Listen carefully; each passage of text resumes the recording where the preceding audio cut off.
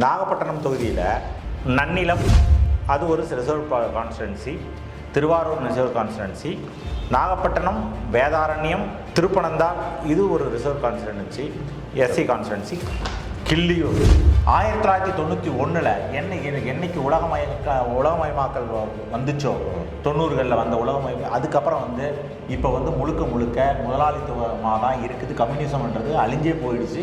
உலகத்தில் எங்கேயுமே கம்யூனிசம்ன்றது ஒரு கான்செப்டே கிடையாது. அதனால் நம்ம அதை பற்றி இங்கே பேச வேண்டியதில்லை.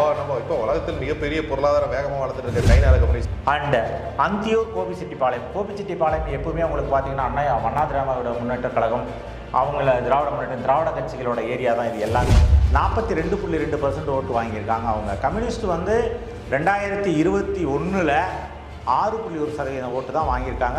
டிஎம்கேவோட சேர்த்து இணைக்கும் போது மட்டும்தான் அவங்களுக்கு அந்த பர்சன்டேஜ் ஆஃப் ஓட்டு இன்க்ரீஸ் ஆகுது. எந்த ஒரு தனிப்பட்ட மதத்தையும் சார்ந்திராத ஒரு கவர்னன்ஸ் இருந்தால் அதுக்கு பேர் செக்குலரிசம். இவ்வளோதான் செக்குலரிசத்துக்கு டெஃபினேஷனே. Don't take into the ஒரு காமன் மேன் கிட்ட போயிட்டு செக்குலரிசம் அப்படின்னு பேச வேண்டாம். சசிகாந்த் செந்தில் ஒரு ஸ்ட்ராங் கேண்டிடேட் ப்ரொஜெக்ஷன் நீங்களே கொடுத்துருந்தனால திருவள்ளூர் தொகுதியை பொறுத்த வரைக்கும் இருக்கக்கூடிய கும்மிடிப்பூண்டி, பொன்னேரி, திருவள்ளூர், பூந்தமல்லி, ஆவடி, மாதவரம் இந்த 6 தொகுதிகள் அதுக்குள்ளார வருது. இதில் 2 ரிசர்வ்டு கான்ஸ்டிடன்சி, மீதியெல்லாம் ஓப்பன் தான். கும்மிடிப்பூண்டி நீங்கள் பார்த்தீங்கன்னா ஒட்டுமொத்தமாக கிரேட்டர் சென்னைக்குள்ளே தான் வருது மொத்த தொகுதி. அதாவது 5 ஆண்டுகளுக்கு முன்னால் நடந்த எலெக்ஷனில் மோடி எதிர்ப்பு அலை அப்படின்றது இங்கே சென்னை சிட்டியில் ஃபர்மாக இருந்துச்சு. 63% எதிர்ப்பாளர்கள் இருந்தாங்க. 47லேருந்து 63% வரைக்கும் எங்களுக்கு மோடியோட சப்போர்ட் இருக்குது. நாங்கள் அரசியல், சாதி, மதம், நிறம் இன்றி நடுநிலையாக இயங்குகிறோம். த நியூஸ் டுடே இந்தியா சேனலுக்கு விளம்பரம் மூலம் ஆதரவு தர நினைத்தால் இப்போதே தொடர்பு கொள்ளுங்கள். நன்றி.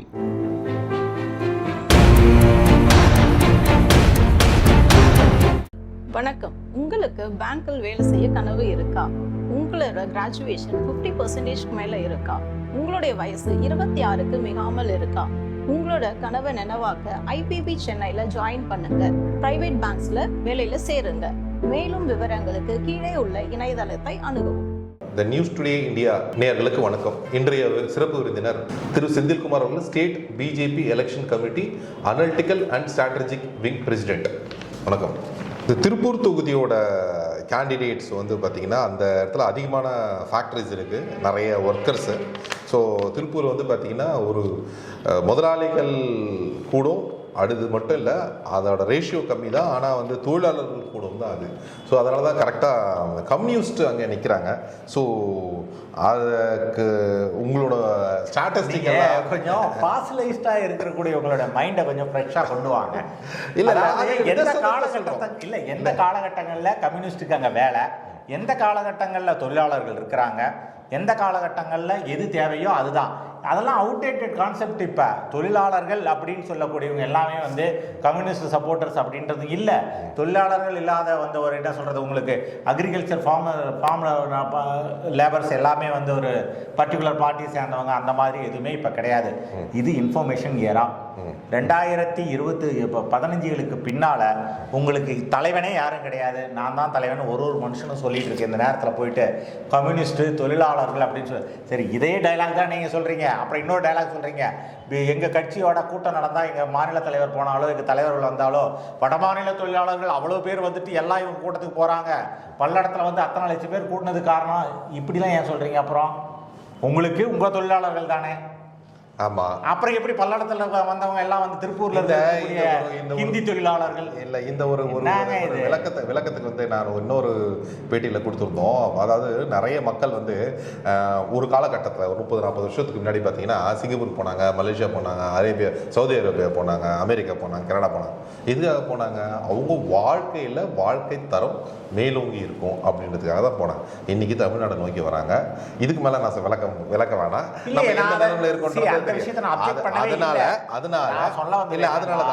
முடிச்சுக்கிறேன். அந்த ஸ்டேட்மெண்ட்னால தான் இப்போ இது வடநாட்டவர் கட்சி, அப்போ நம்மளாம் வடநாட்டவர்கள் நம்ம வரோன்ட்டு வராங்க. இது இயல்பு. எனக்கு தெரிஞ்சு நான் ஒரு குக்கிராமம் தமிழகத்திலிருந்து வந்தவன் தான். நான் சுத்தமான தமிழன், பச்சை தமிழன், மரத்தமிழன், என்ன வேணா சொல்லிக்கலாம் நம்மளை. எனக்கு தமிழ் தாண்டி எதுவும் தெரியாது. நான் அதுக்கு பின்னாளுகளில் நான் கற்றுக்கிட்டது தான். ஹிந்தி கூட எனக்கு முழுசாக தெரியாது, ஓரளவுக்கு பேச மட்டும்தான் தெரியும், புரிஞ்சிக்க தெரியும், அவ்வளோதான். அதனால் வடநாட்டவர் கட்சி தென்னாட்டவர் கட்சின்ற கதையெல்லாம் இனிமேல் சொல்லாதீங்க, அந்த கதையெல்லாம் முடிஞ்சு போச்சு. இல்லை அப்படி அதாவது நான் ஒரு தலைவர் நான் வந்து அந்த தொழிலாளர்களோட மைண்ட் செட்டை தான் சொல்ல வரேன். நான் எதுக்கும் நான் நிதர்சனம் என்னமோ அதை சொல்ல வரோம், அவ்வளோதான். இப்போ நம்ம நம்ம ஸ்டாட்டிஸ்டிக்ஸ் தாண்டி வேற எங்கேயும் போயிட்டு இருக்கிறோம். நம்ம திருப்பி அந்த பாயிண்ட் வந்து அங்கே தொழிலாளர்கள் இருக்கிறதுனால அந்த கம்யூனிஸ்ட் வந்து கொஞ்சம் பாசிட்டிவா இருக்குமே, அது அந்த ஸ்டாட்டிஸ்டிக்கெல்லாம் நீங்க எப்படி ஃபீல் பண்றீங்க அதுன்றது அந்த கேள்விக்கு வந்துடும். ஆக்சுவலி என்ன அப்படின்னு சொல்லி சொன்னால், இதுக்கு முன்னால் ஒரு கம்யூனிஸ்ட் அப்படின்றதுக்கு முகம் அப்படின்னு ஒன்று கிடையாதுன்னு நான் ஏற்கனவே சொன்னேன். ஏன்னா மதுரையை பற்றி பேசும்போது நம்ம சொல்லியிருந்தோம், கம்யூனிஸ்ட்டுகள் வந்து அவங்களுக்கான முகத்தோட எங்கேயுமே இருக்கலை அப்படின்னு சொல்லிட்டு. இதே போல தான் இப்போ அதே சேம் கான்செப்ட் தான் இங்கே திருப்பூரில் கம்யூனிஸ்டுக்கான முகம்லாம் கிடையாது. அவங்களாம் கட்சியை கலைச்சிட்டு, நம்ம திருவாவளவன் அண்ணன் இவர் எல்லாம் கட்சியை கலைச்சிட்டு திராவிட முன்னேற்ற கழகத்தில் சேர்ந்து அவங்க சின்னத்திலேயே நிற்கலாம், அவங்களோடைய பயணிக்கலான்றது தான் என்னோட ஒப்பீனியன். கம்யூனிஸ்டுக்கான களம் அல்ல அது முழுக்க ஆன்மீக பூமி. எங்களுடைய பாரதிய ஜனதா கட்சியினுடைய களம் தான் அது அப்படின்றத நான் என்னோட அப்போ அடுத்தது வந்து முதலாளித்துவன்றதுனால, முதலாளிகள் நிறைய இருக்கிற ஊருன்றதுனால உங்களோட இது அதிகமாக இருக்கும் நீங்க நினைக்கிறீங்களா? ஐயா, முதலாளித்துவம் அப்படின்னு ரெண்டே கேட்டகரி தான். கான்செப்டுக்குள்ள நிறைய போனோம்னா நம்ம அதை பத்தி டிஸ்கஸ் பண்ண ஆரம்பிச்சிருவோம். பட் இருந்தாலும் ஒன்லைன்ல நான் சொல்லி முடிச்சிடுறேன். 1991 என்னைக்கு உலகமயமாக்கல் வந்துச்சோ, 90களில் வந்த உலகமயம், அதுக்கப்புறம் வந்து இப்போ வந்து முழுக்க முதலாளித்துவமாக தான் இருக்குது. கம்யூனிசம்ன்றது அழிஞ்சே போயிடுச்சு. உலகத்தில் எங்கேயுமே கம்யூனிசம்ன்றது ஒரு கான்செப்டே கிடையாது. அதனால நம்ம அதை பத்தி இங்க பேச வேண்டியதில்லை. நம்ம இப்போ உலகத்தில் மிகப்பெரிய பொருளாதார வேகமாக வளர்ந்துட்டு இருக்க சைனால கம்யூனிசம் இல்லைன்னு எப்படி சொல்லுவீங்க நீங்க? சைனாவோட கம்யூனிசம், ரஷ்யால சைனா இல்ல ஜி, அதை பத்தி போறோம். அதாவது உலக லெவல்ல நம்ம பேசும்போது பேசுறேன் நான். சைனாவோட கம்யூனிசம், இது ரஷ்யாவோட கம்யூனிசம் எல்லாமே வந்து குவாசி கம்யூனிஸ்ட் பாலிசி தான். அது என்ன ஒரே ஒரு விஷயம், இங்க நாம வந்து பல்வேறு முதலாளிகள் இருக்காங்க. கம்யூனிஸ்ட் நாடான சைனாவில் வந்து கவர்மெண்ட் தான் முதலாளி, மற்றவங்க எல்லாம் தொழிலாளி. இதுதான் அந்த நாட்டில். எங்க பொலிட் பீரோ தான் ரூல் பண்ணுது. உங்களுக்கு அந்த கான்செப்டை பற்றி பேசணும்னா அதை தனியாக நம்ம பேசிக்கலாம். இந்த திருப்பூர் சட்டமன்ற பாராளுமன்ற தொகுதியை பொறுத்த வரைக்கும் நமக்கு பெருந்துறை, பவானி, அந்தியூர், கோபிச்செட்டிப்பாளையம், திருப்பூர் நார்த்து, திருப்பூர் சவுத்து, இப்படி ஒரு 6 தொகுதிகள் இருக்குது. இந்த 6 தொகுதிகளில் எங்களுடைய டேட்டா கலெக்ஷன் பொறுத்த வரைக்கும் பெருந்துறை, பவானியில் வந்து ஃபஸ்ட் நாம் எடுத்தோம். அந்த ஃபஸ்ட் நாம் எடுத்த பெருந்துறை, பவானி இந்த 2 விஷயத்துலையுமே உங்களுக்கு ஞாபகம் இருக்குன்னு நினைக்கிறேன். சென்னிமலை அப்படின்ற இடத்துல வந்து ஒரு பெரிய போராட்டம் நடந்தது. அந்த போராட்டத்தினுடைய நீட்சியாக தான் அங்கே நம்ம பார்க்க முடியுது. சென்னிமலையில் வந்து மதமாற்றம் அப்படின்ற ஒரு பிரச்சனை வந்து நம்ம வந்து போய் அங்கே ஒரு பெரிய போராட்டம் நடந்தது, முருகனுக்கு சம்மந்தமான போராட்டம் இருந்தது. அந்த போராட்டத்தினுடைய தாக்கம் அரசியலில் இருக்குது இன்னைக்கு. அந்த அதில் பொறுத்த வரைக்கும் பெருந்துறை, பவானி 2லையுமே அதோட தாக்கம் இருக்குது. அதன் மூலமாகவே நான் முதல்ல சொன்ன அந்த கன்சாலிடேஷன் பேசிஸில் உங்களுக்கு அதில் வந்து கிட்டத்தட்ட 40% மேலான மக்கள் நம்ம பாரதிய ஜனதா கட்சி ஆதரிக்கிறாங்க. ஏன்னா only Bharatiya Janata can be a Xavier for them அப்படின்னு அவங்க நினைக்கிறாங்க. So it is called as a consolidation. And Anthiyur, Gobichettipalayam எப்பவுமே உங்களுக்கு பார்த்தீங்கன்னா அண்ணா திராவிட முன்னேற்ற கழகம், அவங்கள திராவிட கட்சிகளோட ஏரியா தான் இது எல்லாமே. அந்த 2லையுமே நம்மளால் வந்து பெனட்ரேட் ஆகி கிட்டத்தட்ட ஒரு 30% மேலான வாக்குகள் எடுக்க முடியும். திருப்பூர் சிட்டியை பொறுத்த வரைக்கும் என்ன அப்படின்னு சொல்லி சொன்னால், நார்த்து சவுத் 2மே இருக்குது. இந்த 2லையுமே வந்து நமக்கு வந்து ஒரு 25 to 30% ஆஃப் த ஓட்டு, பாப்புலேஷன் சப்போர்ட் வேற, ஓட்டு வேற. நம்ம திருப்பூர் நார்த்தில் வந்து 27.4% ஓட்டு நமக்கு வந்துச்சு. அதே போல் திருப்பூர் சவுத்தில் உங்களுக்கு 34.3% வாக்குகள் நமக்கு பதிவாகிறதுக்கான வாய்ப்புகள் இருக்கிறதா தான் மக்களுடைய டேட்டா நமக்கு சொல்லுது. கோபிச்செட்டிப்பாளையத்தை பொறுத்த வரைக்கும் நமக்கு 17% வாக்குகள் தான் நமக்கு வந்து வரதா இருந்தது. மீதி உள்ள எந்தெந்த பூத்தில் நமக்கு வந்து லேகிங் இருக்கோ அந்த பூத்தெல்லாம் எடுத்து எங்களோட கேண்டிடேட்டு நாம் கொடுத்துருக்கோம். அதன் மூலமாக வச்சு பார்த்தா இதுவும் ஒரு டஃப் ஃபைட் கொடுக்கக்கூடிய ஒரு தொகுதியாக தான் நம்ம பார்க்குறோம். அட் எனி காஸ்ட் வந்து கம்யூனிஸ்ட்டுக்கு இங்கே ஒன்றும் பெருசாக வேலை இல்லை. அண்ணா திராவிட முன்னேற்ற கழகத்துக்கும் எங்களுக்கும் இடையில தான் போட்டி இங்கே அதிகமாக இருக்குது. திராவிட முன்னேற்ற கழகத்தை சேர்ந்த இவங்க கம்யூனிஸ்ட் வந்து போட்டி காலத்தில் வந்து அவ்வளோவா பெருசாக இல்லைன்னு தான் நம்ம ஃபீல் பண்ணுறோம். இந்த திருப்பூர் கான்ஸ்டிட்யூன்சியை பொறுத்த வரைக்கும் நம்ம இன்னொரு விஷயத்தையும் பார்க்கலாம். இதுக்கு முன்னால் நடந்த தேர்தல்களில் பார்த்தீங்க அப்படின்னு சொல்லி சொன்னால் ஏஐடிஎம்கே தான் மோஸ்ட் ஆஃப் த டைம் வந்து பார்லிமெண்ட்ரி சீட்டை பொறுத்த வரைக்கும் 2021 அசம்பிளி எலெக்ஷனில் 46.2% ஓட்டும். அதே போல் வந்து 2016 அசம்பிளி எலெக்ஷனில் வந்து 45% ஓட்டு வாங்கியிருக்காங்க. அதே போல் உங்களுக்கு 2014 நடந்த பாராளுமன்ற தேர்தலில் 42.2% ஓட்டு வாங்கியிருக்காங்க அவங்க. கம்யூனிஸ்ட் வந்து 2021 6.1% ஓட்டு தான் வாங்கியிருக்காங்க. டிஎம்கேவோட சேர்ந்து இணைக்கும் போது மட்டும்தான் அவங்களுக்கு அந்த பர்சன்டேஜ் ஆஃப் ஓட்டு இன்க்ரீஸ் ஆகுது. அந்த காரணத்தினால தான் நான் ஆரம்பத்திலே சொன்ன வந்து சிபிஐயை வந்து கலைச்சிட்டு அவங்க டிஎம்கேவோட போய் இப்போ நிற்கிறது பெட்டர் அப்படின்னு சொல்லிட்டு. ஆனால் எங்களுக்கு எதனால் வந்து நாங்கள் நிற்கிறதுல வந்து எங்களுக்கு அட்வான்டேஜஸ் இருக்குது, கன்சாலிடேஷன் அப்படின்னு சொல்லி பார்த்தோம் அப்படின்னு சொன்னால், எங்களோட பரிவார அமைப்பான இந்து முன்னணியாக இருக்கக்கூடிய அந்த ஸ்ட்ராங்காக இருக்கிறதும் எங்களுடைய பாஜகனுடைய அமைப்பு ஸ்ட்ராங்காக இருக்கிறதையும் வச்சு எங்களால் சொல்ல முடியும். ஒரு ஸ்ட்ராங்கான டஃப் ஃபைட் கொடுத்து ஜெயிக்கக்கூடிய நிலைமையில் இருக்கிறது தான் எங்களோட திருப்பூர் பாராளுமன்றத்தை பொறுத்த வரைக்கும். அந்த திருப்பூர் பாராளுமன்றத்தை பொறுத்த வரைக்கும் கூட திருப்பூரை பொறுத்த வரைக்கும் வடநாட்டு வாக்காளர்கள் அல்ல. நீங்கள் சொல்லக்கூடிய கூட்டம் சேர்த்தனா நாங்கள் வந்து வடநாட்டிலேருந்து கொண்டு வந்து சேர்த்துறோன்னு சொல்கிறதுக்கு பதிலாக இப்போ ஓட்டு போடுறது எல்லாமே தமிழகத்தை சேர்ந்த வாக்காளர்கள் தான். அவங்க ஓட்டு போடும்போது நிச்சயமாக பாரதிய ஜனதா கட்சியினுடைய ஒரிஜினல் முகம் என்னன்றது உங்களுக்கும் தெரியும், எங்களுக்கு தான் அவங்க வாக்களிப்பாங்க. இதன் மூலமாக 40% மேலே சிட்டிக்குள்ளே இருந்து நாங்களே வாங்க முடியுன்றதுனால ஜெயிக்கிறதுக்கான வாய்ப்பு ரொம்ப அதிகமாக இருக்குதுன்னு சொல்லியிருக்கோம். இந்த நாகப்பட்டினம் தொகுதியில் திரும்பவும் அந்த கம்யூனிஸ்ட் கட்சி நிற்கிறாங்க. இந்த கம்யூனிஸ்ட் கட்சி நாகப்பட்டினம் தொகுதியில் ஸ்பெசிஃபிக்காக பார்த்தீங்க அப்படின்னா சிறுபான்மை மக்கள் வந்து இங்கே அதிகம், ரெண்டு பக்கமும் இருக்காங்க. அதாவது ரெண்டு இன சிறுபான்மை மக்களும் இருக்காங்க, ப்ளஸ் கம்யூனிஸ்டும் இருக்குது. ஸோ இது எப்படி இந்த இடத்துல உங்களுக்கு ஸ்டாட்டிஸ்டிக்கல் இன்ஃபர்மேஷன் என்ன? நாகப்பட்டினம் தொகுதியை பொறுத்த வரைக்கும் நாங்கள் அதாவது ஒரு சில விஷயங்கள் நாங்கள் என்ன பார்க்குறோமோ அதை பற்றி மட்டும்தான் நம்மளால் பேச முடியும். நாகப்பட்டினம் தொகுதியில் நன்னிலம் அது ஒரு reserve constituency, Tiruvarur reserve constituency, Nagapattinam, Vedaranyam, Thiruppanandal இது ஒரு reserve constituency SC constituency, Killiyur, Keezhvelur இது ஒரு கான்ஸ்டிடன்சி. இந்த 6 கான்ஸ்டிடன்சிலையுமே பார்த்தோம் அப்படின்னு சொன்னால் நீங்கள் சொல்கிறபடி கம்யூனிஸ்ட்டு, முஸ்லீம்ஸு, கிறிஸ்டியன்ஸு இதுதான் இப்போ நீங்கள் கேட்ட கேள்வி. 3 பேர் இருக்காங்க. நீங்கள் எப்படி இதில் பெனட்ரேட் பண்ண முடியும், எப்படி நீங்கள் உங்களுடைய கட்சியினுடைய ப்ராஸ்பரிட்டி எப்படி காட்ட முடியும் அப்படின்றது உங்களோட கேள்வியாக இருக்குது. இன்னொரு தொகுதி எங்கே நம்மளால் சர்ப்ரைஸை கொடுக்க முடியும் அப்படின்னு பார்த்த இது ஏற்கனவே 2 தொகுதி நான் உங்களுக்கு எக்ஸ்பிளைன் பண்ணிட்டேன். 1 தஞ்சாவூர், 2வது பொள்ளாச்சி, 3வது நாகப்பட்டினம் தொகுதி. இந்த நாகப்பட்டினம் தொகுதியை பொறுத்த வரைக்கும் என்ன இருக்குது அப்படின்னு சொன்னால், மொத்தமே போட்டி போடுற கேண்டிடேட்ஸே ரொம்ப கம்மி தான், 9 பேர் நினைக்கிறேன். இவ்வளோ தான் அவங்க போட்டி போடுற கேண்டிடேட்டு. ஏடிஎம்கேல இருக்க கேண்டிடேட்டு, நியூ கேண்டிடேட்டு, இன்னொன்று வந்து எங்களுடைய ஏற்கனவே இல்லாத போன ஒரு கட்சியினுடைய டிஎம்கே கேண்டிடேட்டான கம்யூனிஸ்ட் பார்ட்டி. நீங்கள் சொன்ன மாதிரி இல்லாத கம்யூனிஸ்ட் பார்ட்டி போட்டி போடுற ஒரு கேண்டிடேட் தான் நிற்கிறாங்க. நீங்கள் சொல்கிறதுக்கு ஒத்துக்கிறேன், உங்கள் வழிக்க வரேன். நீங்கள் சொல்கிறீங்க ஒரு கட்சி இல்லை, ஓகே, ஆனால் அந்த கட்சியை ரெப்ரசன்ட் பண்ணுற கம்யூனிஸ்ட் பார்ட்டி அங்கே இருக்குது. கம்யூனிஸ்ட் பார்ட்டி இல்லை, அங்கே டிஎம்கே இருக்குது, கம்யூனிஸ்ட் பேரில் நிற்கிறாங்க. சரி, ஓகே, உங்கள் சொன்னப்போ டிஎம்கே நிற்குது அப்படிதான் நீங்கள் உங்கள் மைண்ட். அப்போ டிஎம்கே நிற்குது அப்படின்னா இந்த சிறுபான்மை ஓட்டும் இந்த அந்த அந்த பக்கம் இருக்க மீனவர் மக்கள் ஓட்டும் இருக்கு, அது இல்லாத 2 பக்கம் சிறுபான்மை மக்களும் ஓட்டு இருக்கு. ஸோ இந்த இடத்துல வந்து ஒரு டஃப் காம்படிஷன் இருக்கும் இல்லைங்களா? அப்கோர்ஸ் இந்த இடத்துல ஒரு ரொம்ப டஃப்பான காம்படிஷன் இருக்குது. இதில் வந்து நம்ம பார்த்த விஷயங்கள் நீங்கள் சொன்ன அதே மீனவர்கள், அதே சிறுபான்மையினர்கள், இந்த பெல்ட் முழுக்க வந்து இந்த டெல்டா பாயிண்டில் எப்பவுமே நமக்கு இருக்கக்கூடிய ரெகுலராக இருக்கக்கூடிய டிஎம்கேனுடைய தாக்கம் இது எப்பவுமே அதிகமாக தான் இருக்கும். உங்களுக்கு இந்த தொகுதியை பொறுத்த வரைக்கும் என்ன இருக்குது அப்படின்னு சொன்னால், நம்ம ஒரு மீனவர் குடும்பங்கள் அதிகமாக இருக்கிறதுனாலையும் மீனவர்கள் அதிகமாக இருக்கிறதுனாலையும் எங்களுக்கு சப்போர்ட் பேஸ் கொஞ்சம் அதிகமாக இருக்கிறதா நம்ம ஃபீல் பண்ணுறோம்.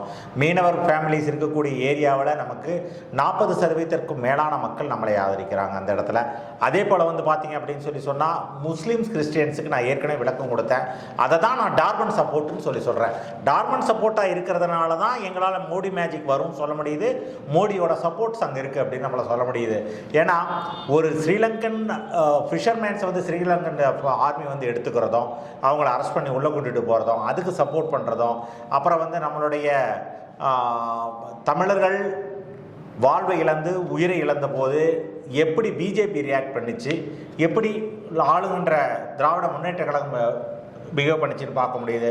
எங்களோட கச்சத்தீவு இஷ்யூ இப்போ நாம் இந்த நேரத்தில் எங்களோட எக்ஸ்டர்னல் அஃபேர்ஸ் மினிஸ்டர் கச்சத்தீவு பற்றி பேசுகிறதுனால அதை மீட்டெடுக்க முடியும் அப்படின்னு பேசுனதுனாலையும் எங்களுக்கு சப்போர்ட் பேஸ் கொஞ்சம் இன்க்ரீஸ் பண்ணியிருக்காக தான் பார்க்குறோம். நாம் கிட்டத்தட்ட ஒரு 7-9% சப்போர்ட் பேஸை அந்த கச்சத்தீவு பற்றி பேசுனதால மட்டுமே நமக்கு இன்க்ரீஸ் ஆகிருக்கு. அதே போல் முஸ்லீம்ஸ், கிறிஸ்டியன்ஸ் இது ரெண்டும் வந்து தயவு செஞ்சு இனிமேற்பட்ட கொஸ்டினில் நீங்கள் அதை வைக்கவே வேண்டாம், சிறுபான்மையினர்னு நாங்கள் யாரையுமே எடுத்துக்கல. we have penetrated already. நாங்கள் முஸ்லீம்ஸோட சப்போர்ட்டை தான் இருக்கோம், எங்களோட குடும்பத்தை சார்ந்தவர்கள் தான் அவர்கள்.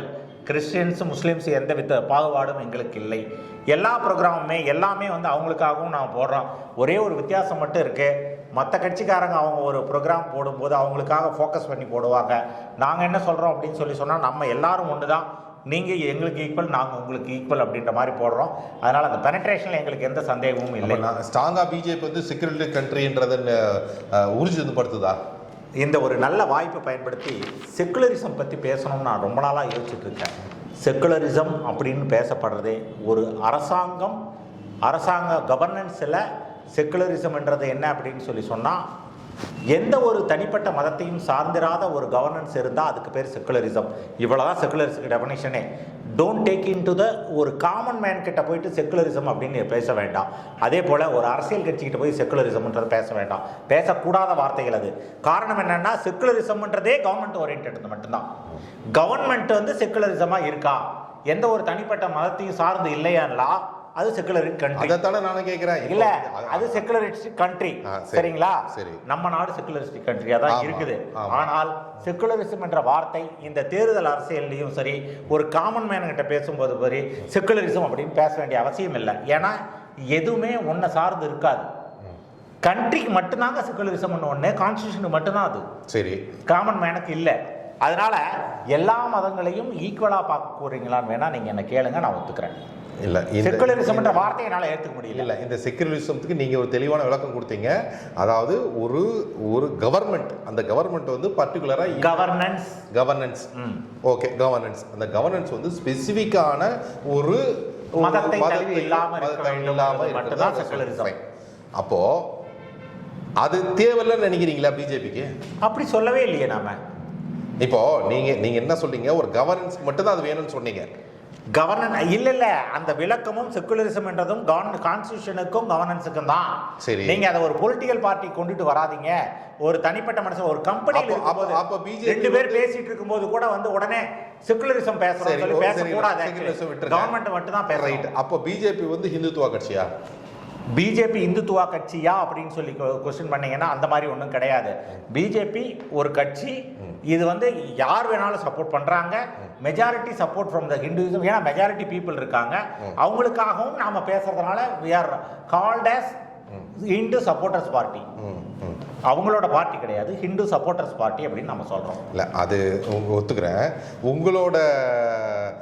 உங்களோட கேண்டிடேட் நிறைய பேர் கேள்வி கேட்டா வந்து ஜெய் ஸ்ரீராமன் பதில் சொல்றாங்களே, அது சொல்லணும்னு அவசியம் இல்லை. ஜெய் ஸ்ரீராமன் இன்சா அல்லான்னு சொல்லிட்டு நீங்க கிரிக்கெட் விளையாடுறது ஏன் பேசுறீங்க? சொல்ல ஜெய், நீங்க தலைவா நீங்க ஒரு விஷயத்த பாக்குறீங்க, நீங்க கொஸ்டின் பண்ணும்போது இன்னொன்னையும் பாருங்க. நீங்க ஒரு கடையில போய், ஒரு முஸ்லீம் சகோதரோட கடையில போய் ஒரு பில் போட சொன்னீங்க அப்படின்னு சொன்னா, பில் போட்டு இன்சா அல்லா அப்படின்னு சொல்லுவார். சரி, அது அவரு கடவுளை வணங்குகிறார்.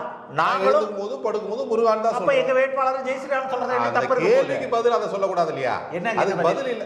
என்ன பதில்? நீங்க இப்ப வாங்க, நீங்க எந்த கொஸ்டினுக்கு இந்த பதில் வந்தாரு? இந்த கேள்வி ரொம்ப சிம்பிளான ஒரு கேள்வி கேட்டாங்க எல்லாம் மக்கள், பத்திரிகையாளர், ஊடகவியல் கேள்வி கேட்டாங்க. இந்த பெட்ரோல் விலைக்கு ஏற்றத்துக்கு என்ன இதுக்கு பதில் அப்படின்னு கேட்டாங்க. ஜிஎஸ்டி சம்பந்தமா 2 கேள்வி கேட்டாங்க. இதுக்கு நான் பதில் ஜெய் ஸ்ரீராம் சொன்னேன். இது தப்பு இல்லையா? ஊடகவியலாளர் தான் தாங்கள், உங்களுடைய கேமராமேனும் ஊடகத்தில் தான் இருக்கீங்க, உங்களுக்கு நல்லா தெரியும். அந்த கேள்வி கேட்கப்பட்டது குஜராத்தில் நடந்த கிரிக்கெட் போட்டி நடந்துட்டு வெளியில் வரும்போது ஜெய் ஸ்ரீராம் கோஷம் போட்டாங்களே அப்படின்னு சொல்லி கேட்கும்போது, எங்களுடைய அமைச்சர் எல் முருகன் அவர்கள் அதுக்கு பதிலே ஜெய் ஸ்ரீராம்ன்ட்டு போனார். அது வேற ஈவெண்ட்டில் நடந்தது. அதுக்கப்புறம் பெட்ரோல் விலையை பற்றி, ஜிஎஸ்டி பற்றி கேட்ட இடம் வேற, கேட்ட டைமிங் வேற, அதுக்கு அவர் சொன்ன ஆன்சரும் வேற.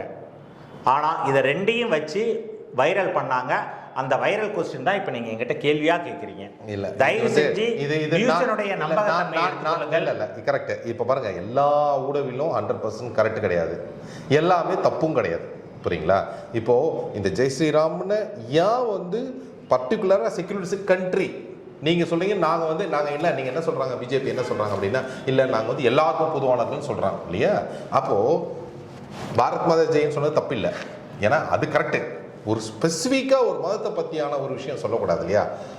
நான் தான் சொல்கிறேனே, ஒரு காமன் மேனார்டு கவர்மெண்ட்டுக்கு தான் அது, கவர்மெண்ட் அந்த சார்ந்து நடக்கக்கூடாதுன்னு தானே தவிர ஒரு மினிஸ்டர் வந்து அவரோட சொந்த ப்ரொஃபஷனுக்காக அவர் வந்து ஐ மீன் சொந்தமாக சாமி கும்பிட்றத வந்து நீ வந்து கவர்மெண்ட்டில் இருக்கீங்க மிஸ்டர் நரேந்திர மோடி, நீங்கள் கவர்மெண்ட்டில் இருக்கீங்க, பிரதமராக இருக்கிறீங்க, அதனால் வந்து 3 சாமியும் தான் கும்பிடணும், நீங்கள் இதெல்லாம் பண்ணணும் அப்படின்னு அது தனிப்பட்ட கருத்துக்கு சொல்லவே இல்லை பாருங்க. அவர் ஜெய் ஸ்ரீராம் சொன்னது அந்த காலகட்டத்திலேயே சொல்லக்கூடிய அவரோட உரிமையை அவர் சொன்னார். இதை வந்து நீங்கள் வந்து இதை வந்து செக்குலரிசத்துக்கு கொண்டு போக, நான் சொன்னேன் கவர்னன்ஸுக்கு மட்டும்தான் செக்குலரிசம், இவங்க சொந்தமாக அவங்க சாமி கும்பிட்றதுக்கு செக்குலரிசம் வராது. இந்த நாகப்பட்டினத்தை பொறுத்தவரையில் எங்களுக்கு இந்த 6 தொகுதிகளிலும் வெவ்வேறு மதங்களை சார்ந்தவர்கள் இருந்தாலும் கம்யூனிசம் ஏற்கனவே இருந்திருந்தாலும் கூட எங்களுக்கு வெற்றி பெறுவதற்கான வாய்ப்புள்ள ஒரு தொகுதியாக தான் அதை நான் பார்க்குறோம்.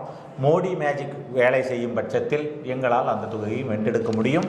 அதற்கான போராட்டத்தை எங்களுடைய கேண்டிடேட் ரமேஷ் அவர்கள் பண்ணிகிட்டு இருக்காங்க. அவங்களோட டஃப் ஃபைட், அதாவது சில பேர்லாம் பாண்ட் ஸ்பிரிட் ஃபைட்டிங் ஸ்பிரிட்டோடு இருக்கவங்க, அவர் அதை பண்ணுவாருன்னு நம்புகிறோம். அது எங்களோட ஒர்க்காக போயிட்டுருக்கு, வெற்றி பெறுவாருன்னு நம்புகிறோம். நன்றி. நாகப்பட்டினத்தை பொறுத்த வரைக்கும் இருக்கக்கூடிய 6 தொகுதிகள்லையும் இதுக்கு முன்னால் வெற்றி பெற்றிருக்கக்கூடியது ஒரு கேண்டிடேட் கூட எங்களுக்கு சாதகமானது கிடையாது. நான் இவந்தோ கம்யூனிஸ்ட் பார்ட்டி அங்கே இல்லை, டிஎம்கே தான் அப்படின்னா, அதே டிஎம்கேயோட சப்போர்ட்டில் வந்து இதுக்கு முன்னால் 2 சட்டமன்ற தொகுதியில் அவங்க ஜெயிச்சிருக்கிறாங்க. சிபிஎம் வந்து கீழ்வேலூர்லேயும் திருப்பாத்துறை பூண்டியில் வந்து சிபிஐயும் எம்மும் ஜெயிச்சிருக்கிறாங்க. அதே போல் நாகப்பட்டினம் தொகுதியில் வந்து விசிகே ஜெயிச்சிருக்கிறாங்க. ஸோ மொத்தமாக பார்த்தோம் அப்படின்னு சொன்னால் அங்கே ஏடிஎம்கேவுக்கு வேதாரண்யமும் நன்னிலமும் ஏடிஎம்கேவுக்கும், மீதி உள்ளது எல்லாமே திமுக கூட்டணி தான் ஜெயிச்சிருக்காங்க. இந்த இடத்துல இந்த சூழ்நிலையில் தான் நாங்கள் இப்போ அதில் என்ட்ரு ஆகிறோம். மோடி மேஜிக்னு நான் சொன்னதுக்கும் மோடி அலை அப்படின்னு சொன்னதுக்கும் எவ்வளோ ஓட்டு வந்தாலும் அது மோடி அலை மோடி மேஜிக்காக மட்டும்தான் இருக்க முடியும். ஏன்னா பர்சன்டேஜ் ஆஃப் ஓட்டை வரைச்சுமே நீங்கள் பார்த்தீங்க அப்படின்னு சொன்னால் 2021 அசம்பிளி எலெக்ஷனில் வந்து 25.9% ஓட்டு வாங்கியிருக்கிறாங்க நம்மளோட டிஎம்கே கம்பைன். பட் ஏஐடிஎம்கே 34.5, இந்த பார்லிமெண்ட்ரி செக்மெண்ட் முழுக்க அத்தனை % ஓட்டு வாங்கியிருக்குது. 2016 25.7% டிஎம்கேவும் 39.2% ஏடிஎம்கே. அதாவது என்ன அப்படின்னா, உங்களுக்கு பாராளுமன்ற தொகுதிக்கு உட்பட்டதில் சட்டமன்ற தேர்தலில் எவ்வளோ பர்சன்டேஜ் ஓட்டு வாங்கியிருக்காங்கன்றதா இந்த டேட்டாவை பொறுத்த வரைக்கும். 2014 பார்த்தீங்க அப்படின்னு சொன்னால் ஏஐடிஎம்கே 46.1%, 34.8% வந்து டிஎம்கேவும் வாங்கியிருக்காங்க. ஸோ இந்த ஒட்டுமொத்த பர்சன்டேஜ் எல்லாமே ஒரு 5 வருஷத்தில் நம்ம ஒரு 5 தேர்தல்களை அனலைஸ் பண்ணி பார்த்தோம் அப்படின்னு சொன்னால் ஒரு கான்ஸ்டண்ட்டாக இப்படி தான் இருக்கணும் அப்படின்னு இல்லாமல் ஒரு ஐடியாலஜிக்கான ஓட் பேங்காக மட்டும்தான் நாகப்பட்டினம் இருந்திருக்குது. நாகப்பட்டினத்தை பொறுத்த வரைக்கும் என்னென்னா, திராவிட கழகம், திராவிடர் சம்மந்தப்பட்ட, நீங்கள் சொன்ன அதே மைனாரிட்டி சம்மந்தப்பட்ட அந்த பக்கம் தான் அந்த வாக்குகள் வந்து இருக்குது. இப்போ நாம் எதை வச்சு இந்த நம்பிக்கையோடு சொல்கிறோம் அப்படின்னா, இப்போ இருக்கக்கூடிய மோடி அலை, அந்த மோடி மேஜிக் ஒர்க் ஆகினா மட்டும்தான் எங்களால் இந்த தொகுதியில் ஒரு கன்சிடரபிள் ஓட்டை காமிச்சு எங்களால் வெற்றி பெற முடியுமா, டஃப் ஃபைட் கொடுக்க முடியுமான்றதை நம்ம பார்க்க முடியும். 6 பேர் அல்லது 7 பேர் மட்டுமே வேட்பாளர்கள் இருந்தாலுமே, எங்களோட ஸ்ட்ராட்டஜி இவ்வளவு இருந்தாலும் அந்த தொகுதியை பொறுத்த மட்டில் அது எங்களுடைய தொகுதியே, அது தொகுதிக்கான ஒரு களம் அல்ல. அந்த களத்தை நாங்கள் புதுசாக உருவாக்குறோம். நாங்கள் எவ்வளோ பெனட்ரேட் பண்ணியிருக்கோம் நான் சொல்கிறேன் இல்லைங்களா, அந்த பெனட்ரேஷனும் எங்களுடைய ஐடியாலஜி எவ்வளோ தூரம் வளர்ந்துருக்குன்றது இந்த தேர்தல் முடிவுகளை நம்மளால் தெளிவாக பார்க்க முடியும். நன்றி. அடுத்தது சென்னைக்கு அருகாமையில் இருக்க அடுத்த ஒரு முக்கியமான டிஸ்ட்ரிக்ட் வந்து திருவள்ளூர் டிஸ்ட்ரிக்ட். இந்த திருவள்ளூர் டிஸ்ட்ரிக்டில் அதிகப்படியாக வந்து திருவள்ளூர் டிஸ்ட்ரிக்ட் அப்படின்னா கிட்டத்தட்ட சென்னை தான். அது நம்ம சென்னையோட நெய்பர்ஹுட் அப்படின்னு சொல்லலாம். இந்த சென்னையோட நெய்பர்ஹுட்டில் ஒரு பெரிய பலம் என்னென்னா, எக்ஸ்ஐஏஎஸ் ஆஃபீஸர், ஸோ ஒரு ஸ்ட்ராங் கேண்டிடேட் இந்த டிஎம்கேல. ஸோ இதுக்கு உண்டான ஸ்டாட்டிஸ்டிக்கல் டேட்டா நீங்கள் என்ன சொல்ல போகிறீங்க? அதாவது ஒரு திறமையான ஒரு நபர், திறமையான ஒரு கேண்டிடேட், அவர் சார்ந்திருக்கக்கூடிய கட்சி, அதிலிருந்து அவர் போட்டி போடுறது. சசிகாந்த் செந்தில் ஒரு ஸ்ட்ராங் கேண்டிடேட் ப்ரொஜெக்ஷன் நீங்களே கொடுத்துருந்தனால திருவள்ளூர் பொறுத்த வரைக்கும், திருவள்ளூர் தொகுதியை பொறுத்த வரைக்கும் இருக்கக்கூடிய கும்மிடிப்பூண்டி, பொன்னேரி, திருவள்ளூர், பூந்தமல்லி, ஆவடி, மாதவரம், இந்த 6 தொகுதிகள் அதுக்குள்ளார வருது. இதில் 2 ரிசர்வ்டு கான்ஸ்டிடுவன்சி, மீதியெல்லாம் வந்து ஓப்பன் தான். கும்மிடிப்பூண்டி நீங்கள் பார்த்தீங்கன்னா ஒட்டுமொத்தமாக கிரேட்டர் சென்னைக்குள்ளே தான் வருது. மொத்த தொகுதிகளுமே கிரேட்டர் சென்னைக்குள்ளே தான் இந்த திருவள்ளூர் கான்ஸ்டிடுவன்சி இருக்கிறதா தான் நம்ம பார்க்க முடியும். இந்த சசிகாந்த் செந்தில் நிற்கிறாருன்ற ஒரே காரணத்துக்காக அது ஒரு ஸ்டார் தொகுதியாகிறதுக்கான வாய்ப்பு இல்லை. But because Congress it self அந்த அளவுக்கு ஒரு ஸ்ட்ராங்கான கட்சியாகவும் எங்களை பொறுத்த வரைக்கும் என்னன்னா இல்ல உங்க பிரசிடென்ட் அண்ணாமலை ஐபிஎஸ் ஆஃபீஸரா வந்து ஐபிஎஸ் ஐஏஎஸ் பெருசு. அவர் வந்து அங்கிருந்து இந்த கட்சிக்கு வந்தார். அவரும் இவரு புதுசுனா அவரும் புதுசு தானே. நீங்க மறக்கல அப்படின்னு சொன்னா கோயம்புத்தூர் தொகுதியை பத்தி நம்ம டிஸ்கஸ் பண்ணும்போதே ஒரு விஷயத்த சொல்லியிருந்தேன். எங்க படிச்சிருக்கிறாங்க, என்ன படிச்சிருக்கிறாங்கன்னு முக்கியம் இல்ல, என்ன இம்ப்ளிமெண்ட் பண்றாங்கன்றது முக்கியம் தான். இல்ல இது வந்து அவருக்கும் தெரியல. அவர் என்ன சொன்னாரு, நான் வந்து ஒரு ஐபிஎஸ் ஆஃபீஸர் அப்படின்னு சொல்றாரு. எல்லா இடத்துலயும் இல்லையா அவர் தான், நான் ஒரு ஐபிஎஸ் ஆஃபீஸர், நான் படிச்சேன், நான் ஐஏஎம்ல இருந்து படிச்சேன், ஐஏஎம் இருந்து படிச்சு வெளியே வந்தேன், என் முடிஞ்சா ஒரு குரூப் 4 எக்ஸாம் கிளியர் பண்ணுங்க அப்படின்னு பேசுனது அவர் தானே ஒரு மேடையில. அதுதான் நீங்க சொன்ன கேள்விக்கு தான் நான் சொன்னேன். நீங்க என்ன சொன்ன, அப்ப படித்தது வந்து தகுதி இல்ல, அவங்க சொன்னாருதான். துரைமுருகன் அவர்கள் தெளிவாக சொல்லும்போது இவர் எக்கனாமிஸ்ட், இவர் என்ன பெரிய எக்கனாமிஸ்டான்னு சொல்லி சொன்னார். அதுக்கு அவர் திருப்பி பதில் சொல்லும்போது தெளிவாக சொன்னார், நான் எக்கனாமிஸ்ட் தான், எக்கனாமிஸ்ட் நான் படித்தவன் தான் அப்படின்னு. இன்றைக்கி நான் அவங்ககிட்ட பேசிகிட்டு இருக்கேன் அப்படின்னு சொல்லி சொன்னால் எனக்கு இந்த சப்ஜெக்ட் தெரியும், நான் எக்கனாமிஸ்ட், நான் கான்ஸ்டியூஷன் அனலிஸ்ட், எனக்கு இந்த விஷயங்கள் தெரியும், எக்கனாமிக்ஸ் பற்றி எனக்கு தெரியும், அரசியலமைப்பு சட்டம் பற்றி தெரியும், நான் நம்மளுடைய கண்ட்ரியோட டெவலப்மெண்ட் அஜெண்டா என்ன தெரியும், சயின்ஸ் அண்ட் டெக்னாலஜி தெரியும், சிவில் சர்வீசஸ் படிச்சிருக்கவங்க படித்ததை தான் பேசுவாங்க. சசிகாந்த் செந்தில் அவர் எடுத்துக்கிட்ட இடம் சரி, அவர் எடுத்துக்கிட்ட விஷயங்கள் சரி, அவர் போய் லேண்ட் ஆகிருக்கிற இடத்துல காங்கிரஸ் கட்சியை பொறுத்த வரைக்கும், என்னை பொறுத்த வரைக்கும் காங்கிரஸ் கட்சிக்கு வேறு முகம் இல்லை. திராவிட முன்னேற்ற கழகத்தில் அவர் டைரக்டாக நின்றிருந்தாருன்னா உண்மையிலேயே நல்ல கேண்டிடேட், பெரிய கேண்டிடேட்டாக தான் இருந்திருப்பார். காங்கிரஸினுடைய கேண்டிடேட்ன்றதுனால என்னால் அந்த அவருக்கு ஃபைட் கொடுக்கறதுக்கு எங்களோட பொதுச் செயலாளர் பண்பாள கணபதி அவர்கள் அங்கே இருக்காங்க, அவங்களால சரியான ஃபைட் கொடுக்க முடியும் அப்படின்றத நான் சொல்றது. இல்லை அந்த இட்ஸ் ரிசர்வ் கான்ஸ்டிடன்சி, அதை நீங்கள் புரிஞ்சுக்கணும். ரிசர்வ் கான்ஸ்டிடன்சியில் தான் இப்போ 2 பேருமே. இப்போ எங்களை பொறுத்த வரைக்கும் நாங்கள் இவங்களை வந்து பொன்பால கணபதி வந்து வெளியிருந்து வந்திருக்கிறாருங்க அப்படின்னா அவங்க வந்து இங்கே வந்து செட்டில் ஆகி ரொம்ப வருஷங்கள் ஆகிடுது. சசிகாந்த் செந்திலிருந்து வெளியிலிருந்து வந்தவங்க அப்படின்னு சொல்லி நாம் எடுத்துப்போம். இல்லை வெளியே, அதாவது அவரோட என்னோட பார்வையில் என்ன, சசிகாந்த் செந்தில் ஒரு ஐஏஎஸ் ஆஃபீஸர், ஒரு வந்து ஹீனோ பாலிடிக்ஸ் ஆல்ரெடி நிறைய விஷயங்கள் தெரிஞ்சு, ஒரு ஐஏஎஸ் ஆஃபீஸர் ஐபிஎஸ் கண்டிப்பாக தெரிஞ்சிருக்கும், தெரியாமல் ஒன்றும் இல்லை, ஓட்டு வாங்க தெரிஞ்சிருக்கணும், அது ரொம்ப முக்கியம். இல்லை நீங்கள் அதுதான் நான் சொல்ல வரேன். ஸோ நீங்கள் வந்து உங்கள் கட்சியில் யாரும் ஒரு ஐஏஎஸ் ஐபிஎஸ் ஆஃபீஸர் இருந்தால் அவங்க இங்கேருந்து வந்துட்டாங்க அப்படின்னா, எதிர்கட்சியிலேருந்து வந்தாங்கன்னா அவங்க அங்கேருந்து வரதில்லை இல்லை. நீங்கள் சொன்ன பாயிண்ட் ஒன்று நான் ஒத்துக்கிறேன். நீங்கள் ஒன்று சொன்னீங்க, எவ்வளோதான் படிச்சுருட்டோம், கேலிபர்ன்றது முக்கியம் அப்படின்னு சொல்ல வரீங்க. அப்படி தானே எல்லாரும் அப்படியும் பார்ப்பாங்க அந்த சைடில். இப்போ நீங்கள் வந்து ஐஏஎம்ல படிச்சிருந்தாலும் ஐஐடியில் படிச்சிருந்தாலும், அண்ணாமலை பற்றி பேசும்போது, எங்களுடைய மாநில தலைவர் அண்ணாமலை பற்றி பேசும்போது நான் எந்த இடத்துலையுமே நான் நெவர் கோட்டட் அவர் வந்து ஐபிஎஸ்ஸாக இருந்தார் அதனால் அவர் ஓட்டு வாங்குவார், அவர் வந்து ஐஎம் லக்னோவில் படித்தார் அதனால் அவர் ஓட்டு வாங்குவார், அது பிஎஸ்ஜி ப்ராடக்ட் அதனால் ஓட்டு வாங்குவார் நான் சொல்லலை. நான் சொன்னது என்ன அப்படின்னு சொல்லி சொன்னால், அண்ணா திராவிட முன்னேற்ற கழகத்தினுடைய கேண்டிடேட்டு இவர் ஐஏஎம் லக்னோவில் படித்தாருன்ற ஒரே காரணத்துக்காக அவங்க ஐஏஎம் அகமதாபாத்தில் படித்தவர் ஒருத்தர் கொண்டு வந்து கேண்டிடேட்டாக போட்டிருக்காங்க போட்டிக்காக. அவ்வளோதான் நான் சொன்னது. இல்லையே அவங்க கேண்டிடேட் வந்து இவ்வளோ படிச்சிருக்காங்க, அவர் வந்து கோயம்புத்தூர்ல போட்டிட்டு இருந்தனா இவரை எடுத்து கோயம்புத்தூர்ல ஐஏஎஸ் ஐபிஎஸ் ஆஃபீஸர் மோத விட்டு ரைட்டு. இல்லையே இவர் வந்து திருவள்ளூர்ல தானே போட்டிடுறாரு. கிட்டத்தட்ட திருவள்ளூர்ன்றது சென்னையோட நெய்பர்ஹுட், சென்னை தான் அது, சென்னையில இருக்கும். ஸோ கிரேட்டர் சென்னையில இது வரைக்கும் இந்த ஹிஸ்டரியில வந்து பாத்தீங்க அப்படின்னா கிரேட்டர் சென்னையில இல்லை சென்னை அந்த 3 சென்னையில வந்து அதிகப்படியான வாக்கு வித்தியாசம் தானே எதிர்கட்சியை வின் பண்ணியிருக்காங்க டிஎம்கே. ஸோ அவங்களோட தோழமை கட்சி தானே காங்கிரஸ். ஸோ அவங்களுக்கு எதிரான ஒரு நிலைப்பாடோ இல்லை அவங்களுக்கு எதிரான ஒரு ஸ்டாட்டிஸ்டிக்கல் இன்ஃபர்மேஷன் நீங்கள் எப்படி கொடுக்க போறீங்க? ஆக்சுவலி என்ன அப்படின்னா, இப்போ அவங்களுக்கு எதிரான நிலைப்பாடு அப்படின்றத விட எங்கள் கேண்டிடேட் ஜெயிக்கிறதுக்கான நிலைப்பாடு, நான் உங்ககிட்ட ஏற்கனவே சொன்ன அந்த மோடி மேஜிக், மோடி அலைன்றது இந்த மொத்தம் நான் 6 தொகுதி சொன்னேன்னு நினைக்கிறேன். அந்த 6 தொகுதியில் இதுவும் ஒன்று. இதுக்கடுத்து அதாவது சொல்லப்பட்ட தொகுதிகளில் திருவள்ளூர் தொகுதி வரைக்கும் பொறுத்தவரை சிட்டியில் இருக்கக்கூடிய பாப்புலேஷன் தான், அர்பன் பாப்புலேஷன் அதிகம், கிட்டத்தட்ட 83% அர்பன் பாப்புலேஷன் தான் இருக்காங்க இந்த தொகுதியில். அர்பன் பாப்புலேஷனை பொறுத்த வரைக்கும் எஜுகேட்டட் பாப்புலேஷன், அந்த பாப்புலேஷன் என்ன பண்ணுறாங்க அப்படின்னா they are supporter of Modi. கிட்டத்தட்ட 77% வந்து சப்போர்ட்டர் ஆஃப் மோடி இருக்காங்க. அது டார்மண்ட் சப்போர்ட்டு. அந்த சப்போர்ட் வந்து எங்களோட கேண்டிடேட்டுக்கு அந்த கேலிபரோட அவரோட கேலிபரோட சேர்ந்து சசிகாந்த் அவங்களோட கேலிபரை எதிர்க்கும் அளவுக்கு சக்தி படைத்தது எங்களோட மோடி மேஜிக் அப்படின்ட்டு நான் சொல்கிறேன். நாங்கள் பண்ணியிருக்கக்கூடிய விஷயங்களில் மொத்தம் உள்ள கிட்டத்தட்ட 2000 பூத்துக்கு பக்கமாக இருக்குது. ஒரு பூத்துக்கும் தனித்தனியாக ஆட்களை நியமித்து ஒவ்வொரு வாக்காளர்களையும் சந்திக்கும் ஏற்பாடு செஞ்சு நாம் ஒரு சயின்டிஃபிக் மெத்தடோட நாங்கள் ஒர்க் பண்ணுறோம். எங்களோட ஐடி விங்கினுடைய ஒரு டேட்டா மேனேஜ்மெண்ட்டுடைய தலைவர் அவரும் அங்கே தான் இருக்கார். ஒரு இடத்துல உட்காந்து நம்ம வேலை பார்க்கும்போது ஒரு ஸ்ட்ராங் கேண்டிடேட்டாக இருக்கக்கூடியவங்க, அவங்க ஸ்ட்ராங் கேண்டிடேட், நாங்கள் எந்த விதத்துலையுமே வந்து ஒரு ஐஏஎஸ் ஆஃபீஸரை வந்து நாங்கள் அண்டர்எஸ்டிமேட் போட விரும்பலை. நாங்கள் அவங்களுக்கு ஈக்குவலாக ஃபைட் கொடுக்கறதுக்கு எங்கள் சைட்லேருந்து நாங்கள் என்ன இறக்கியிருக்கோன்ற மட்டும் தான் நாம் பார்க்குறோம். ஏன் அவர் ஐஏஎஸ் ஆஃபீஸர்ன்றதுனால வந்து அவரால் வந்து இது பண்ண முடியும், நாங்கள் இது பண்ண மாட்டோம், டிமாலிஸ் அந்த மாதிரியான விஷயங்களுக்குள்ளே நான் வரல.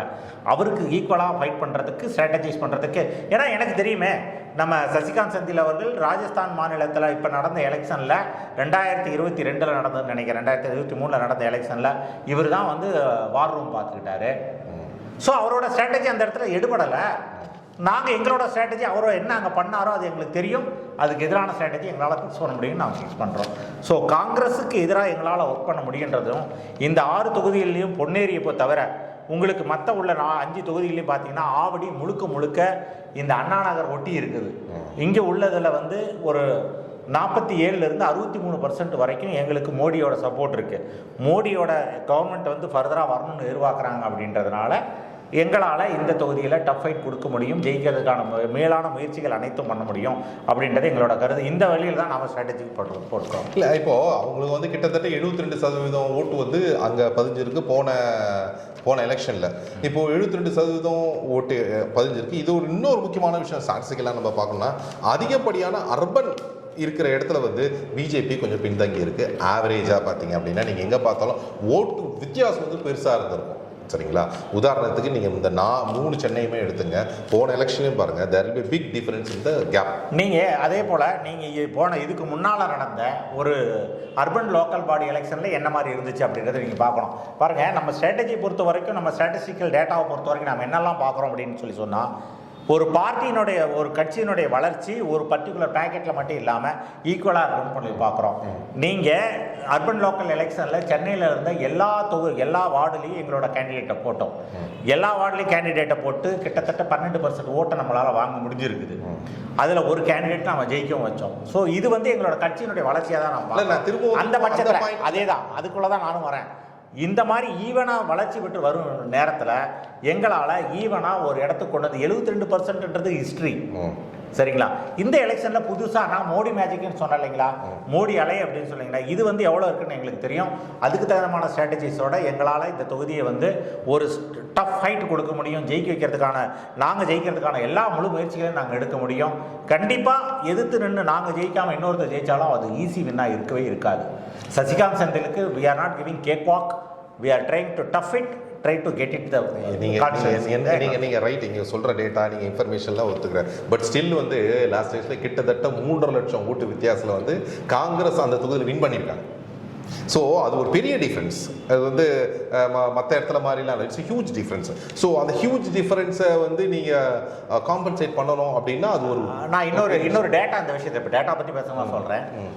ஸ்டாட்டிஸ்டிக்கல் டேட்டா பொறுத்த வரைக்கும் 2019 எலெக்ஷனில், அதாவது 5 ஆண்டுகளுக்கு முன்னால் நடந்த எலெக்ஷனில் மோடி எதிர்ப்பு அலை அப்படின்றது இங்கே சென்னை சிட்டியில் ஃபேமாக இருந்துச்சு. 63% வந்து எதிர்ப்பாளர்கள் இருந்தாங்க. இன்னைக்கு சென்னை சிட்டியில் அதே திருவள்ளூர் தொகுதியில் மோடி ஆதரவலை நெகட்டிவ் இல்லாமல் நம்ம கொண்டு வந்தால் போதும்னு நம்ம நினச்சிட்டு ஒர்க் பண்ணியிருந்தோம். ஆனால் எங்களுக்கு ஆதரவலை அப்படின்றதே 36% இருக்குது. ஸோ இந்த நெகட்டிவிட்டி போய் பாசிட்டிவில் வந்து 36, கிட்டத்தட்ட 50% ஆஃப் லாஸ்ட் ப்ரீவியஸ் எலெக்ஷனில் எதிர்ப்பலையில் 50% ஆதரவலை இன்றைக்கி எங்களுக்கு இருக்குது. 36% ஆதரவலை இருக்குது. இந்த 36% ஆதரவலை அப்படின்றது வந்து என்றைக்குமே ஒரு கட்சியினுடைய ஒரு பிரதம வேட்பாளர் வந்து ஆதரவாக பார்க்க ஆரம்பித்தாங்க அப்படின்னு சொன்னால் அந்த கேண்டிடேட்ஸு இவங்களால் சப்போர்ட் பண்ண முடியும், சென்ட்ரல் கவர்மெண்ட்டுக்கு போக முடியுமா? இது நடக்கிறது எம்பி தேர்தல். இது எங்களை பொறுத்த வரைக்கும் இடைத்தேர்தல் மாதிரி தமிழகத்தை பொறுத்த வரைக்கும் நம்ம பார்க்குறோம். வந்துச்சு அப்படின்னு சொன்னால் எங்களுக்கு கவர்மெண்ட்டில் எங்களுக்கு சப்போர்ட் இருக்கும். திருவள்ளூர் தொகுதி மக்களுக்கு வந்து ஆவடி இந்த மாதிரி ஏரியாவில் உள்ள எல்லா மக்களுக்கும் ஒரு நல்லது போய் சேரணும் அப்படின்னா எங்களோட கேண்டிடேட் ஜெயிக்கணும் அப்படின்னு சொல்கிறோம். இது தமிழ்நாடு முழுக்க பார்த்தீங்க அப்படின்னு சொன்னால் நம்ம காலையிலேருந்து கிட்டத்தட்ட ஒரு 20 தொகுதி டிஸ்கஸ் பண்ணிட்டோம். டிஸ்கஸ் பண்ண எல்லா விஷயத்துலையுமே நம்ம பார்த்த விஷயங்கள் எல்லாமே பார்த்தீங்க அப்படின்னு சொன்னால் we are giving a tough fight. Border கம்மியாக தான் இருக்குது. அதிலிருந்து கிராஸ் பண்ண முயற்சி பண்ணுறோம். 26க்கு நாங்கள் ப்ரீகர்சர், இது தெளிவான ப்ரீகர்சர், அதில் டவுட்டே கிடையாது. இன்றைக்கி இருக்க சுச்சுவேஷனில் எங்களால் ஒரு மோடி மேஜிக்கோடு சேர்த்து ஒரு 12-13 தொகுதிகள் ஜெயிக்க முடியும் தான் ஆரம்பத்துலேருந்து திருப்பி நம்ம சொல்லிகிட்டு இருக்கோம். எங்களோட உழைப்பு முழுக்க போடப்பட்டிருக்கு.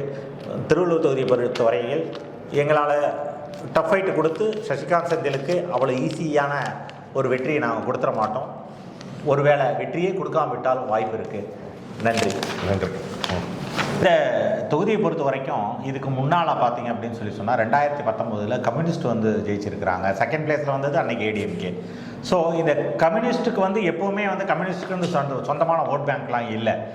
ஆனால் திராவிட முன்னேற்ற கழகம் தன்னோட ஒரு கேண்டிடேட்டை அங்கே போஸ்ட் பண்ணுறதுனால அவங்களால லாஸ்ட் டைம் வந்திருந்த முடிஞ்சது.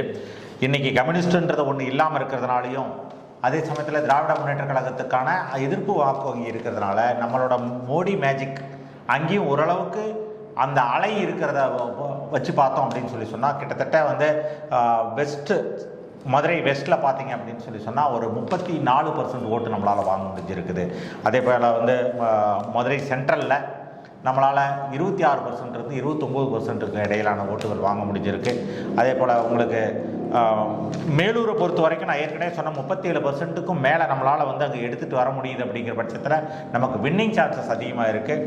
இதில் இருக்கக்கூடிய ஒரே ஒரு நிட்டுகிரட்டி என்ன இருக்குது அப்படின்னு பார்த்தீங்க அப்படின்னா, உங்களுக்கு மதுரை பொறுத்த வரைக்கும் மதுரை கேண்டிடேட்ஸு நம்மளோட சைடு இருக்கக்கூடிய எங்களோட மாநில துணைத் தலைவரோட அந்த அவங்களோட இன்டெலெக்சுவல் கெப்பாசிட்டி அவங்கள மேற்கொண்டு எடுத்துகிட்டு போக முடியும். ஜெயிச்சா இருக்கக்கூடிய இன்னொரு மந்திரி கேண்டிடேட் அவங்க. அதனால் எங்களுக்கு வின்னிங் சான்சஸ் அதிகமாக இருக்கக்கூடிய ஒரு தொகுதியாக தான் அது இருக்குது. நன்றி. மதுரையை பொறுத்த வரைக்கும் கிட்டத்தட்ட 77% பாப்புலேஷன் ஓட்டர்ஸ் பாப்புலேஷன் பார்த்திங்கன்னா அர்பன் பாப்புலேஷன் தான். இங்கே ரூரல் ஓட் கம்மியாக இருக்குது அப்படின்றதுனால இன்டெலெக்சுவலிசமும் அதிகமாக இருக்குது.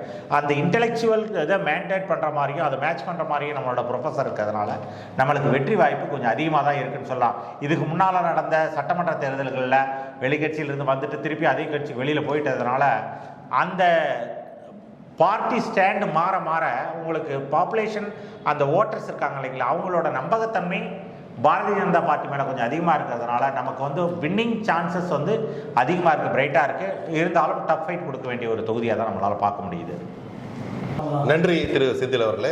எங்கள் சேனலுக்கு வந்து உங்களோட ஸ்டாட்டிஸ்டிக்ஸ் அனாலிட்டிக்கல் அனாலிசிஸ் ரொம்ப டீட்டெயிலாக சொன்னீங்க. ஒரு தொகுதிக்கும் விரிவாக்கத்தை வந்து மக்களுக்கு தெளிவாக எடுத்து சொன்னீங்க. ரொம்ப நன்றி. இந்த நியூஸ் டுடே இந்தியா நேயர்களுக்கு என்னோட மனமார்ந்த நன்றியை தெரிவிச்சுக்கிறேன்.